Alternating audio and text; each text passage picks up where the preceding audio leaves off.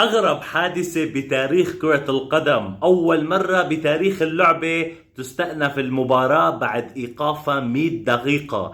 صراحة بعد ما طلعت كل وسائل الإعلام وقالت إنه المغرب خسرت أمام الأرجنتين بهدفين لهدفين، بيطلع الموضوع كله مش منتهي. والله كبير لما وقف الحكم المباراة، بيكون السبب هو إنه الجماهير نزلت على الملعب وصار في شغب كبير، لهيك صفر الحكم ووقف المباراة. وبعد إخراج الجماهير من قلب الملعب استأنفوا المباراة، ورجع الحكم للفار وعرف انه الارجنتين هدفها كان اوفسايد وما انحسب، وهيك بتنتصر المغرب بعد مباراة اسطورية واطاحت بالارجنتين، ولانه الله كبير اعطاهم حقهم لمنتخب المغرب.